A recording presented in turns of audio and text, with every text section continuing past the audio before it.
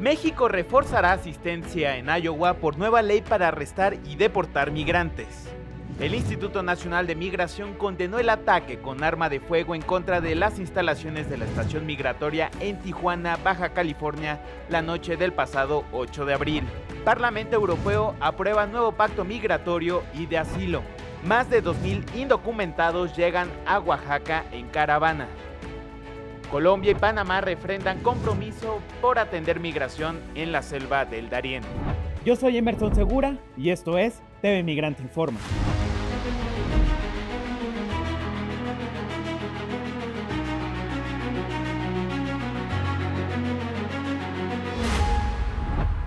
El rompimiento de las relaciones entre México y Ecuador derivado de la violenta irrupción del gobierno ecuatoriano de Daniel Noboa en la embajada mexicana para secuestrar al ex vicepresidente ecuatoriano Jorge Glass, ha puesto en el centro de la discusión pública el tema del asilo político. El asilo político es una de las expresiones más representativas de la política exterior mexicana, un pilar que define los valores y la vocación humanista de nuestro país. Esta expresión tiene su fundamento legal en el artículo 11 de la Constitución Política, así como en la Ley sobre Refugiados, Protección Complementaria y Asilo Político, en el plano internacional en la Convención de Caracas de 1954. El asilo es individual y se concede a personas perseguidas por motivos políticos. Sus elementos son solicitud, calificación y salvoconducto.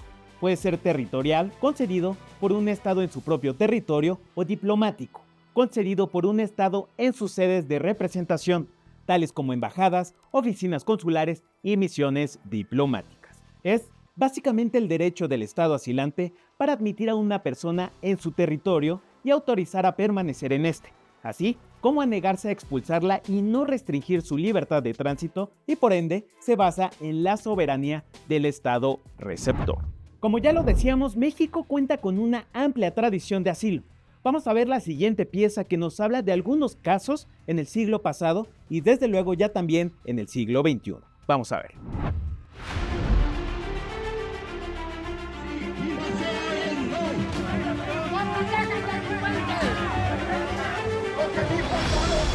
El asilo, a diferencia del refugio, tiene un acento específicamente político, ya que protege la vida, la libertad y la seguridad de las personas que son perseguidas por sus ideas o actividades políticas. A lo largo de la historia, nuestro país ha sido protagonista al proteger en sus representaciones diplomáticas a personas perseguidas de diferentes partes del mundo. El poeta y revolucionario José Martí pasó 2 años en México en 1875 durante un largo periodo de destierro de su país. El pensador y político peruano Víctor Raúl Haya de la Torre llegó a México en 1923, invitado por el escritor y ministro de Educación José Vasconcelos. Llegaba después de haber sido encarcelado en su país. El general Lázaro Cárdenas concedió asilo político en los años 30 a miles de españoles perseguidos por la dictadura franquista. Entre 1939 y 1942, México asiló a más de 25,000 españoles. Entre ellos estaba el poeta Luis Felipe y el director de cine Luis Buñuel. En 1937 también concedió asilo político al ideólogo y revolucionario ruso León Trotsky, exiliado de la Unión Soviética por José Stalin. Durante la década de 1970, el gobierno mexicano recibió refugiados de Argentina, Chile y Uruguay que huían de los regímenes militares de sus países. Entre los exiliados estaba la familia del presidente chileno Salvador Allende, destituido por el golpe de 1973, y varios integrantes de su gabinete. En 1976, durante el golpe de Estado en Argentina, el expresidente de ese país, Héctor José Cámpora, se asiló en la Embajada de México en Buenos Aires. El líder peronista permaneció 3 años en la representación diplomática mexicana hasta que en 1979 las autoridades militares le permitieron partir hacia México. En la década de 1980, miles de indígenas de Guatemala que escapaban de la guerra civil en su país recibieron asilo en México. Entre ellos estaba la activista de derechos humanos Rigoberta Menchú. En 2009, México asiló a Manuel Zelaya, el presidente de Honduras depuesto en un golpe de Estado, pero solo 2 días después Zelaya salió del país. A Honduras de todos los derechos y la garantía de la democracia hondureña. Recientemente, tras una situación política y social convulsa en Bolivia, Evo Morales renunció a su cargo en noviembre de 2019. Morales pidió asilo político a México y el gobierno de López Obrador lo concedió atendiendo a razones humanitarias y de seguridad. En diciembre de 2022 también el presidente peruano Pedro Castillo disolvió el Congreso de su país y declaró un estado de excepción en Perú. Castillo intentó llegar a la Embajada de México en Perú para asilarse, pero fue detenido en el camino y acusado de traición. Su esposa y 2 hijos sí lograron obtener el asilo político en México. Ahora, con la irrupción del gobierno ecuatoriano a la embajada mexicana, no solo se viola la Convención de Viena sobre relaciones diplomáticas y la de relaciones consulares, sino que atenta contra la Convención de Caracas de 1954 sobre asilo político. El caso de Jorge Glass abre un parteaguas en el derecho internacional y el derecho humano al asilo.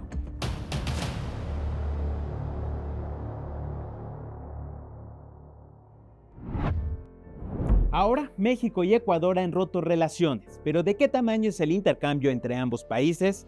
Vamos a verlo. Según datos de la Cancillería mexicana, hay alrededor de 1.600 mexicanos en Ecuador. En este sentido, las embajadas de México en Chile, Colombia y Perú están habilitando servicios para atender a los mexicanos que se encuentran en Ecuador, así como a las 30 empresas mexicanas en territorio andino. Por otro lado, se estima que hay alrededor de 4.000 ecuatorianos residentes en México y más de 60.000 ecuatorianos migrantes en México que transitan hacia los Estados Unidos. El comercio exterior entre México y Ecuador en 2023, que es resultado de la suma de importaciones y exportaciones entre ambos países, sumó $824.008.000, apenas 0.6% del valor total del comercio mexicano, según cifras oficiales. De acuerdo con datos del Banco de México, al cierre del año pasado, las exportaciones de México a Ecuador sumaron $595.865.000, 0.1% del total de exportaciones nacionales, que sumaron $593.011.645.000. Las importaciones entre ambos países alcanzaron $228.143.000, 0.03% del total, que sumaron $598.475.369.000. Entre las multinacionales mexicanas que destacan presencia en ese país están América Móvil, Cemex, FEMSA, Bimbo, Mave, Orbia y Oxxo. Hasta el momento, ninguna se ha pronunciado al respecto. Aunque México tiene alrededor de 14 tratados comerciales con diferentes naciones del mundo, no existe ninguno directo, o sea que esté relacionado con Ecuador. Y para más información sobre lo que está sucediendo entre México y Ecuador, me da mucho gusto enlazarme con la doctora Leticia Calderón Chelus. Bienvenida, doctora, a TV Migrante Informa. ¿Qué tal? Muchas gracias por la invitación y aquí lista para platicar con ustedes. Doctora, me gustaría iniciar preguntándole: el atropello ante la Embajada de México en el Ecuador no solo violenta el derecho internacional, sino también estamos ante un atentado al derecho humano de asilo político, en este caso del ex vicepresidente Jorge Glass. Sí, mira, una de las figuras más nobles y más importantes en términos del derecho internacional tiene que ver con la figura del asilo político y del refugio, que no son lo mismo. Una cosa es el derecho de las personas a solicitar refugio en un país porque consideran que son perseguidos por diversas razones y por tanto el derecho internacional permite y protege el hecho de que los países firmantes accedan después de una revisión minuciosa y que se compruebe que la persona que está, digamos, solicitando el refugio, pues sí acredita esa condición y por tanto se le da esta categoría jurídica y se le recibe en un país que se supone lo va a proteger justo porque viene violentada de la situación de origen. Bueno, esto es una condición de la cual todos tenemos derecho y hay que protegerla porque justamente cualquiera es vulnerable frente a eso. El asilo político es otra figura jurídica que es muy relevante y es la que estamos tocando ahora, pero para que entiendan la diferencia, es un atributo de los estados para ofrecerle a una persona que se supone está en peligro por condiciones, sobre todo de carácter político, esa figura política, esa figura, digamos, social o que tiene una cierta relevancia para un país, ¿no? O sea, eso también se podría discutir. Bueno, el país ofrece ese asilo, esa protección internacional y no entra en la disputa, porque ahí está el detalle y creo que está la trampa de si es o no es, digamos, deudor criminal o alguna cuestión de ese tipo, porque justamente para el Estado que lo está siguiendo, persiguiendo o que lo podría poner en riesgo su vida, pues obviamente podría considerarlo un criminal, pero para el Estado que ofrece el asilo no es esa una consideración para digamos, discutir, sino el simple hecho de protegerle y darle esa categoría para sacarlo de esa situación. Es decir, no es un salvoconducto que lo libere de una situación en la cual tenga pendientes o lo que pueda hacer en su país, sino que justamente ante la duda, el país que decide ofrecer el asilo, pues echa mano de esa condición humanitaria. Entonces, no se puede confundir el hecho de que no, es que tenía deudas o tenía un problema. A ver, eso justamente es una disputa de tipo jurídico que en todo caso, digamos, cualquier perseguido político, cualquiera en el planeta, en cualquier momento de la historia, lo es porque hay un país, un Estado, su gobierno que considera que tiene, digamos, tiene alguna cuestión por la cual lo persigue. Y otro país que considera que más allá de eso es susceptible de ser protegido en tanto que su vida corre peligro. Y esta es la situación que estamos viendo en Ecuador. Doctora, pero también hay otro caso en la región, ¿no? Hablemos también del caso peruano, donde el expresidente Pedro Castillo, pues a partir del uso de la fuerza en contra de él, pues evitó que llegara a la embajada mexicana justamente a solicitar asilo. Bueno, mira, tú estás dando un ejemplo muy importante porque al final de cuentas, efectivamente, más allá de que si para el gobierno mexicano hay o no justicia en que por qué razón estaba buscando el expresidente de Perú un asilo, el gobierno mexicano considera que es importante darle esa protección porque su vida corre peligro y no pudo dársela. Y acuérdate del caso de Evo también. Evo también estuvo en una situación en la cual finalmente pudo viajar a México y finalmente, aunque el gobierno mexicano le ofrecía el asilo, ya en ese punto se aclaró, y ojo, este es el detalle más duro que de todo, finalmente se aclaró la situación y no solamente regresó Evo, primero fue a Argentina y luego a su país natal, y ahí con unas elecciones que le dieron la abrumadora mayoría al partido al cual él pertenece, pues volvió a la vida civil como cualquiera. Entonces, frente a la duda, y ese es el principio de los derechos humanos que también tenemos que entender, frente a la duda, la salvaguarda de cualquier persona tiene que estar por encima. Y entonces no toca acreditar o seguir, digamos, corroborar al país anfitrión, que podría ser en este caso, mencionabas de Perú, si hay una disputa o había una disputa o si estaba en lo correcto o no el presidente, sino que si en ese caso una persona solicita y otro estado acredita que ahí hay una necesidad de salvaguarda, se echa a andar el protocolo. Y ojo con una cosa, esto ha ocurrido sin número de veces en el caso mexicano, es una de las figuras más, decía yo, más nobles en términos internacionales, pero que México lo ha utilizado incluso en casos de personajes que podrían no gustarnos por ser de derecha, vamos a decir, porque si de repente se cree que esto es para personas de izquierda, no lo es. Van a recordar ustedes que en algún momento México, bueno, no lo van a recordar porque muchos de ustedes seguramente son muy jóvenes, pero es echarle ojo a la historia, el Shah de Irán. El Shah de Irán. Un sí. personaje que podríamos hablar horas y horas de su papel violentador de los derechos humanos.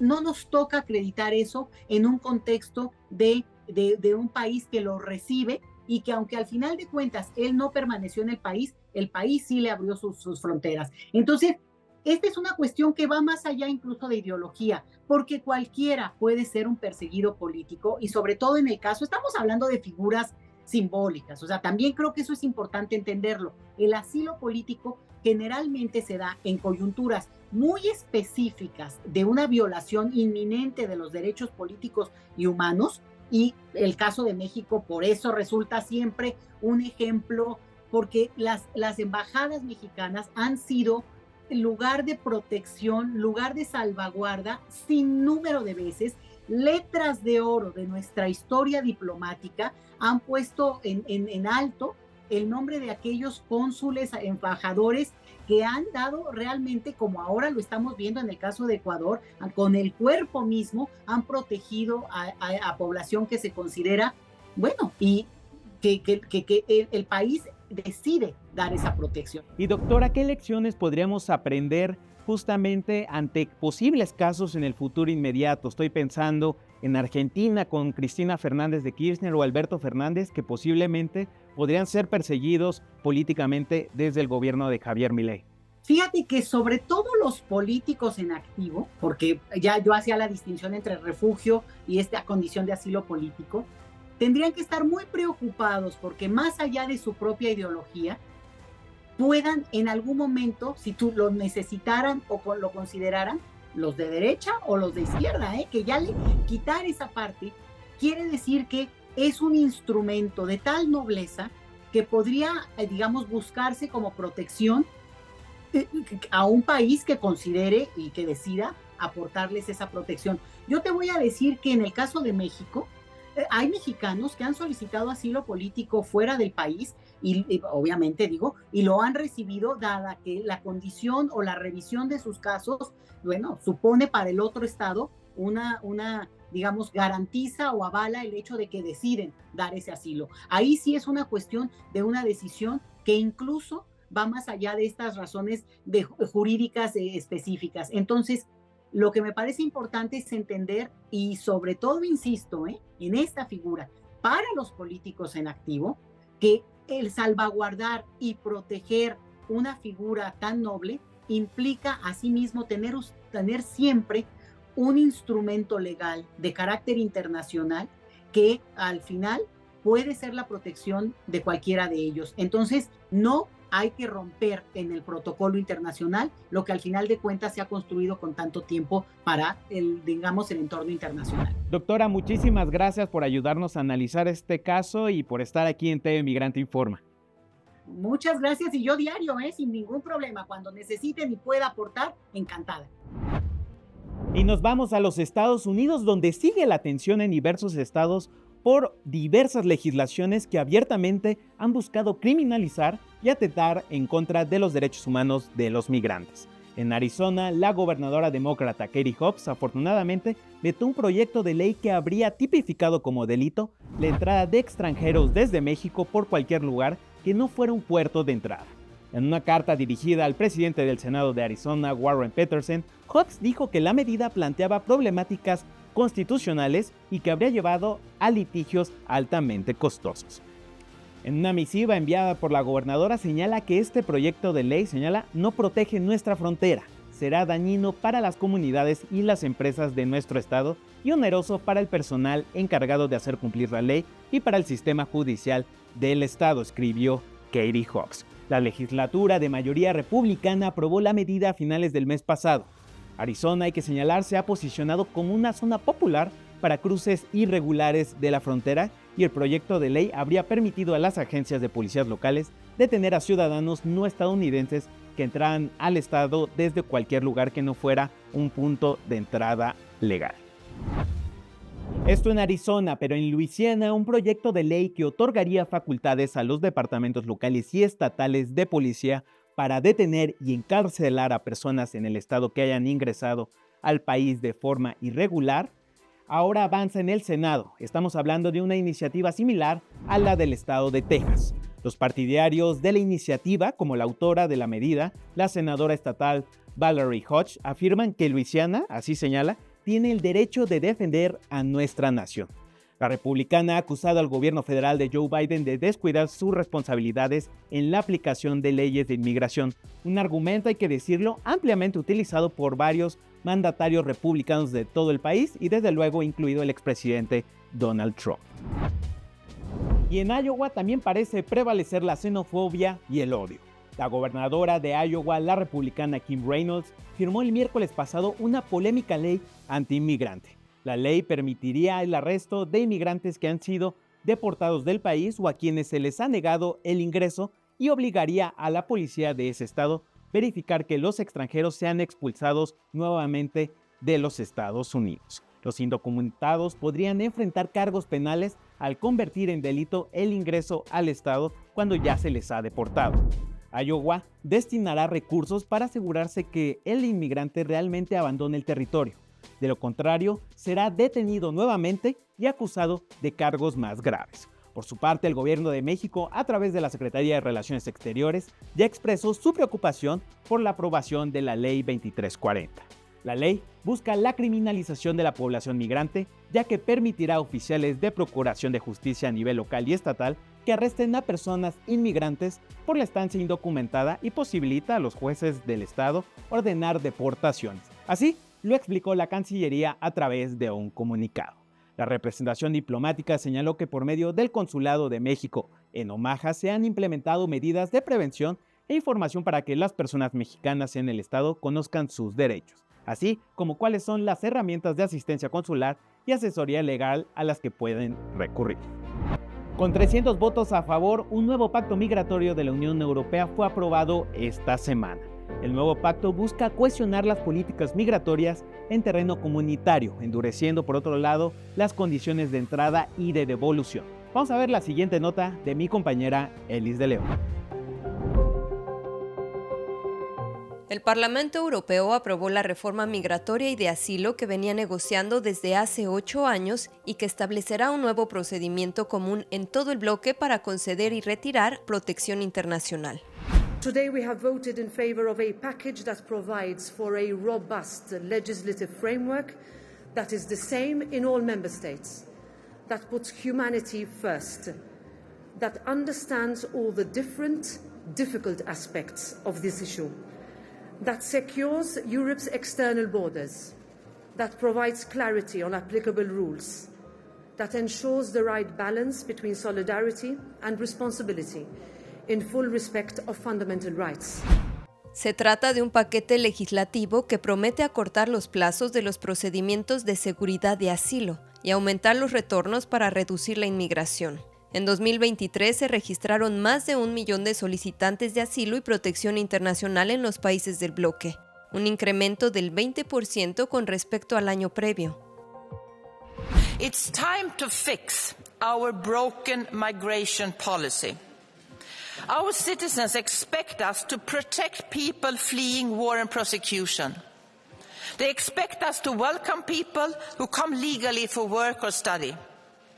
But at the same time, they expect us to prevent irregular arrivals and deadly journeys, and to swiftly return those who don't have the right to stay. Establece que los Estados miembros pueden elegir entre hacerse responsable de solicitantes de asilo, aportar dinero o prestar apoyo operativo. Se actualizarán los criterios según los cuales un Estado miembro examinará las solicitudes de protección internacional, el conocido como Reglamento de Dublín.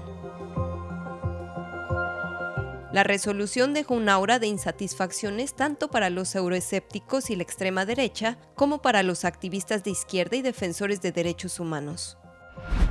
Los textos incluyen regulaciones a la recopilación y almacenamiento de imágenes y datos biométricos a partir de los 6 años de edad a través de la ya existente base de datos Eurodac. La reforma busca establecer un equilibrio entre los países de llegada, como Italia, y los países que reciben la mayor cantidad de solicitudes de asilo. Alemania es por mucho la nación que recibe mayor cantidad de solicitudes, más del 31% del total de todo el bloque.